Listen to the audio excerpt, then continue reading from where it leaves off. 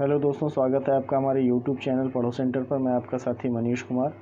दोस्तों, आज मैं आपके लिए लेके आया हूँ उत्तराखंड राज्य विशेष सीरीज़ में यूकेपीएससी प्री सिलेबस के यूनिट 1 प्रश्नोत्तर रूप में जो उत्तराखंड के पिछले वर्षों में पूछे गए प्रश्न या उत्तराखंड राज्य सरकार द्वारा कराए गए किसी भी प्रतियोगी परीक्षा में पूछे गए प्रश्नों का संग्रह है, और साथ ही साथ इसमें संभावित प्रश्नों को भी दिया गया है जो आपकी आने वाली परीक्षा के लिए काफ़ी महत्वपूर्ण हो सकते हैं। यहाँ मैं अपने उन दोस्तों को बता दूं जो मेरे इस चैनल पर पहली बार आए हैं या मेरा वीडियो पहली बार देख रहे हैं, वो नीचे डिस्क्रिप्शन में दिए गए लिंक में जाकर उत्तराखंड के पिछले वीडियो देख सकते हैं। दोस्तों, मैं आज का वीडियो शुरू करूं इससे पहले आप इस चैनल को ज़्यादा से ज़्यादा लाइक करें, शेयर करें और सब्सक्राइब करें। शेयर ज़रूर करें ताकि हमारे और भी दोस्त इस चैनल के माध्यम से पढ़ाई कर सकें। तो चलिए देखते हैं आज का वीडियो उत्तराखंड राज्य विशेष यूनिट 1 प्रश्नोत्तर रूप में। तो पहला पॉइंट देखते हैं कि भारत के स्वतंत्र होने के समय गढ़वाल का राजा कौन था। तो उस समय राजा प्रद्युम्न शाह थे। दूसरा है कि कालिदास ने अभिज्ञान शाकुंतलम की रचना पौड़ी स्थित कण्व आश्रम में की थी, जो किस नदी के तट पर स्थित है। तो मालिनी नदी के। दोस्तों, यहाँ मैं बता दूं कि मालिनी नदी से संबंधित और भी तथ्य हैं, तो यहाँ इस वीडियो में उनके एक एक प्रश्न का डिटेल में जाना ये वीडियो बड़ा हो जाएगा, तो इसलिए आपको डिस्क्रिप्शन में लिंक दे दिए जाएंगे। आप डिस्क्रिप्शन में दिए गए लिंक पे जाके उत्तराखंड के जितने भी वीडियो हैं आप उनको ज़रूर देखें। उसमें आपको और भी तथ्य मिल जाएंगे, और भी फैक्ट मिल जाएंगे। उसको भी मैंने प्रश्नोत्तर रूप में ही रखा है, क्योंकि यहाँ पर अगर मैं एक एक प्रश्न को डिटेल में जाऊँगा तो ये वीडियो काफ़ी बड़ा हो जाएगा। तो पहली प्राथमिकता यही रहेगी कि जो प्रश्नों का संग्रह यहाँ पे है उसको सीधा देख लेते हैं। जिस तरीके से परीक्षा में आए हुए मैंने वैसे ही रखा है, या जैसे आ सकते हैं मैंने वैसे ही प्रश्न उत्तर तौर पे रखा है, और जहाँ पे डिटेल देना ज़रूरी होगा वो दिया जाएगा। फ़िलहाल और प्रश्नों को आप जिनके बारे में डिटेल में मैं नहीं बताऊँगा, तो आप लिंक पे जाके आप देख सकते हैं पिछले वीडियो। तो फिर से देखते हैं कि कालिदास ने अभिज्ञान शाकुंतलम की रचना पौड़ी स्थित कण्व आश्रम में की थी, जो किस नदी के तट पर स्थित है। तो मालिनी नदी। तीसरा देखते हैं कि कांग्रेस के कोलकाता अधिवेशन 1886 में राज्य से कौन उपस्थित हुआ। तो 85 में पहला अधिवेशन हुआ था, 86 में दूसरा कलकत्ता में अधिवेशन हुआ था। तो जहाँ पर जो है ज्वालादत्त जोशी जी उत्तराखंड से सम्मिलित होने वाले व्यक्ति रहे कांग्रेस के अधिवेशन में। चौथा देखते हैं कि शक्ति समाचार पत्र का प्रकाशन किस वर्ष प्रारंभ हुआ। तो 15 सितंबर 1918 को। और अगला देखते हैं पांचवा कि उत्तरांचल में डोला पालकी आंदोलन के प्रवर्तक कौन थे। तो जयानंद भारती। चूँकि ये जन आंदोलन का प्रश्न है जिसके लिए मैंने वीडियो नहीं बनाया, तो यहाँ पर इसके बारे में जानकारी ले लीजिए आप कि डोला पालकी आंदोलन जो है वो शिल्पकार जो उत्तराखंड के दलित वर्ग में आते थे उनके द्वारा किया गया यह आंदोलन था। होता ये था इस आंदोलन से पहले कि जो भी शिल्पकारों का यानी दलित वर्ग का लड़का शादी करने जाता था तो उसको डोली या पालकी के उपयोग करने पे मनाही थी, क्योंकि डोली और पालकी सिर्फ उच्च वर्ण के लोग ही प्रयोग करते थे। बाकी इस दलित वर्ग के लोगों को सिर्फ ये था आदेश कि आप पैदल लड़का या लड़की पैदल जाएंगे और पैदल आएंगे, आप डोली या पालकी का इस्तेमाल नहीं कर सकते। तो इसके लिए जयानंद भारती जी ने आंदोलन चलाया 1930 के आसपास, और ये काफ़ी बृहद तौर पर यह आंदोलन चला। बाद में इस आंदोलन के बाद जो है शिल्पकारों को, दलितों को भी डोली और पालकी का उपयोग करना संभव हो पाया। तो ये था डोला पालकी आंदोलन, डोली की जगह डोला पालकी। अगला देखते हैं कि बिश्नी देवी कौन थी। तो बिश्नी देवी एक स्वतंत्रता सेनानी रही हैं, काफ़ी धाकड़ स्वतंत्रता सेनानी रही हैं। तो इनके जब नमक सत्याग्रह चल रहा था तो अल्मोड़ा के नगर पालिका भवन पर बिश्नी देवी और इनके कुछ सहयोगी, जिनमें कुंती वर्मा, जीवंती, मंगला और रेवती जी थी, इन लोगों ने अल्मोड़ा के नगर पालिका भवन पर तिरंगा फहराया था, जिसके लिए जो है पद्मा जोशी, बहुत सी महिलाएं इनमें गिरफ्तार हुई। पद्मा जोशी जी को लखनऊ जेल में भेजा गया, कुंती वर्मा को जिंदा या मुर्दा पकड़ने का आदेश जारी किया गया, और भी बहुत सी महिलाएं गिरफ्तार होकर के उन्होंने जेल काटी थी। 7वां देखते हैं कि किस स्वतंत्रता सेनानी ने गांधी जी की दांडी यात्रा में भाग लिया था। तो जिन 72 लोगों के साथ गांधी जी ने दांडी यात्रा प्रारंभ करी थी, उनमें उत्तराखंड से भैरव दत्त जोशी जी सम्मिलित हुए थे। 8वां प्रश्न है कि टिहरी राज्य किस तिथि को उत्तर प्रदेश में सम्मिलित हुआ। तो टिहरी राज्य 1 अगस्त 1949 को उत्तर प्रदेश में सम्मिलित हुआ। 9वां देखते हैं सल्ट की घटना किस वर्ष हुई। सल्ट एक महत्वपूर्ण क्षेत्र है और सल्ट की घटना जो है 5 सितंबर 1942 को हुई। आप देख रहे होंगे भारत छोड़ो आंदोलन का दौर है और सल्ट जो है खुमाड़ नामक स्थान है जहाँ पे सल्ट क्षेत्र वहीं पे आता है और सल्ट में ही कांग्रेस का मुख्यालय है और यहीं पर एक भाषण हो रहा था, जनसभा हो रही थी जहाँ पर ब्रिटिश सेना ने जनता पर गोली चला दी थी, जिसमें गंगाराम और खीमा देव नामक 2 सगे भाई और चूड़ामणि और बहादुर सिंह शहीद हो गए थे। और गांधी जी ने जो है सल्ट की स्वाधीनता आंदोलन में सल्ट की भूमिका के लिए इसको कुमाऊं के बारदोली की पदवी दी थी। और आज भी खुमाड़ क्षेत्र में इसी 5 सितंबर को शहीद स्मृति दिवस मनाया जाता है। तो ये बहुत ही महत्वपूर्ण क्षेत्र है और कई बार परीक्षाओं में आया हुआ है विभिन्न, तो इसको आप याद रखिएगा। 10वां है कि 84 दिन की भूख हड़ताल के बाद, दोस्तों यहाँ टाइपिंग मिस्टेक है, ये बाल नहीं बाद होगा। तो 84 दिन की भूख हड़ताल के बाद 25 जुलाई 1944 को किस स्वतंत्रता सेनानी का निधन हुआ। देव सुमन जी का निधन हुआ था और काफ़ी योगदान रहा इनका उत्तराखंड में स्वतंत्रता संग्राम में। अगला देखते हैं पेशावर कांड का नायक किसे कहा जाता है। तो वीर चंद्र सिंह गढ़वाली जी को पेशावर कांड का नायक कहा जाता है।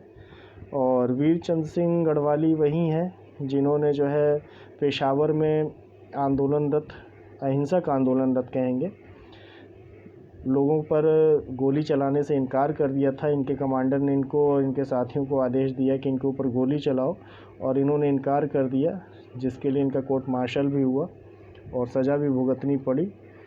तो वही वीरचंद सिंह गढ़वाली गढ़वाल क्षेत्र के ही हैं। तो पेशावर कांड का नायक इन्हें ही कहा जाता है।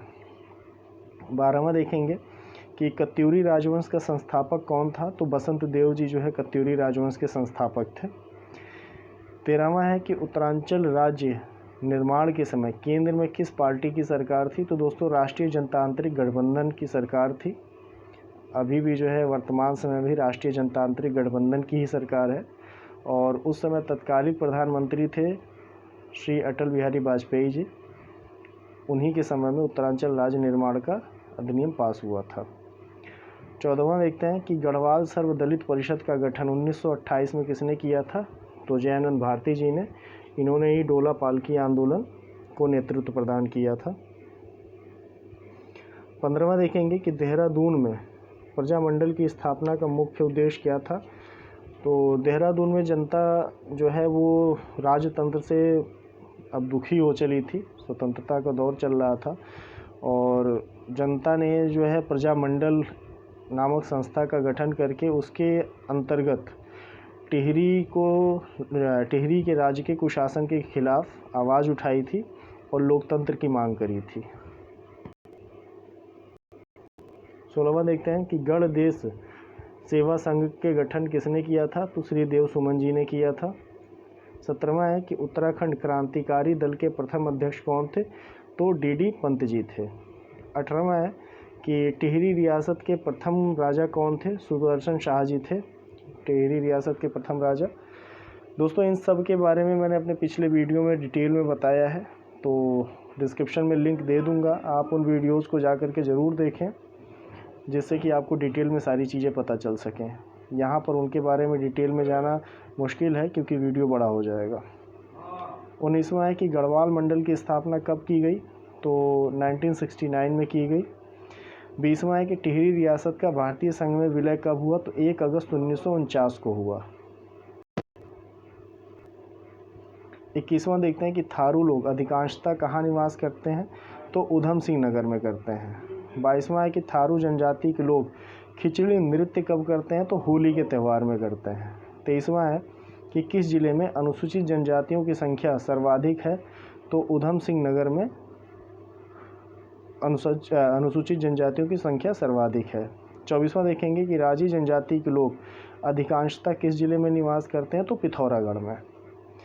25वां देखेंगे कि चीन युद्ध से पूर्व किस जनजाति के लोग तिब्बत से व्यापार करते थे, तो दोस्तों चीन युद्ध से पूर्व भोटिया जनजाति के लोग तिब्बत से व्यापार करते थे। भोटिया जनजाति के लिए मैंने वीडियो बनाया था और उसमें मैंने आपको बताया था कि भोटिया जनजाति का निवास स्थल बृहद हिमालयी क्षेत्र है और बृहद हिमालय तिब्बत से नज़दीक होने की वजह से तिब्बत से इनका काफ़ी व्यापार रहा और सांस्कृतिक आदान प्रदान भी रहा। और भोटिया की ही एक उपजाति है जाड़, तो उसकी भाषा भी कुछ हद तक तिब्बती भाषा से मिलती जुलती है। तो आप उस वीडियो में जाकर के देखेंगे तो आपको और भी डिटेल पता चलेगा। 26वां है कि किस जनजाति के द्वारा ऋतु प्रवास किया जाता है, तो भोटिया जनजाति के द्वारा। शीतकाल में ये मैदानी क्षेत्रों में उतर आते हैं अपने जानवरों के साथ। 27वां है कि कौन सी जनजाति भूमयाल देवता की पूजा करती है, तो भोटिया जनजाति जो है भूमयाल देवता की पूजा करती है।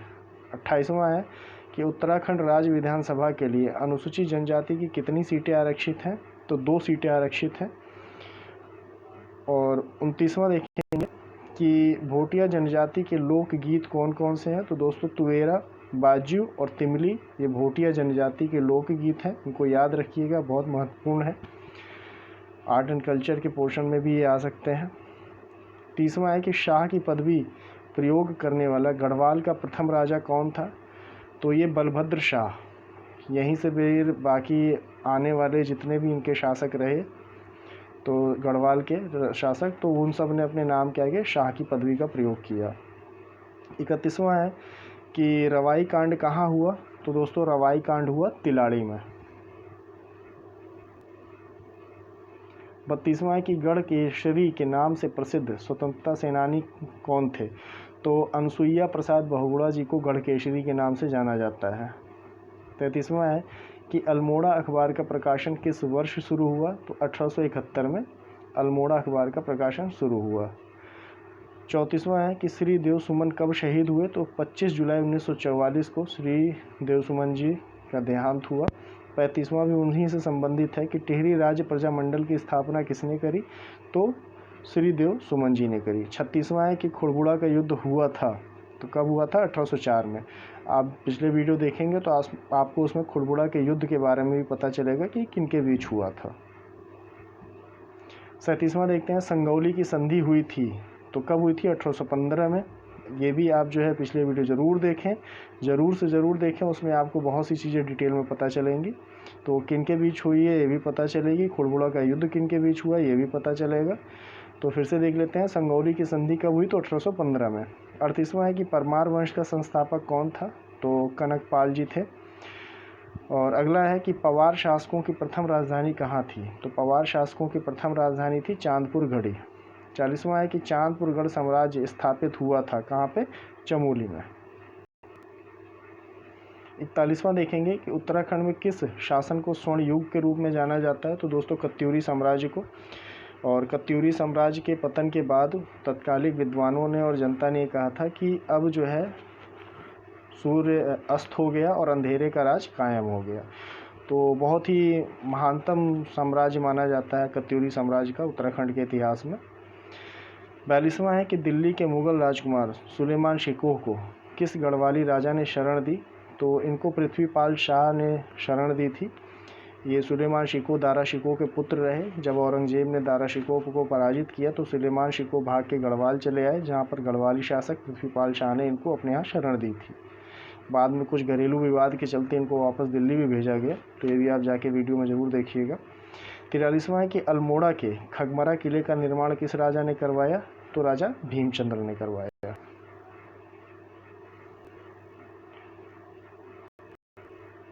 अगला देखते हैं कि कौन सी जनजाति देहरादून में सर्वाधिक संख्या में है, तो जौनसारी जनजाति। मैंने जौनसारी की वीडियो में आपको बताया था कि कुछ तहसीलें हैं जो जौनसारी बहुलता के कारण जौनसारी बाबर क्षेत्र कहलाते हैं।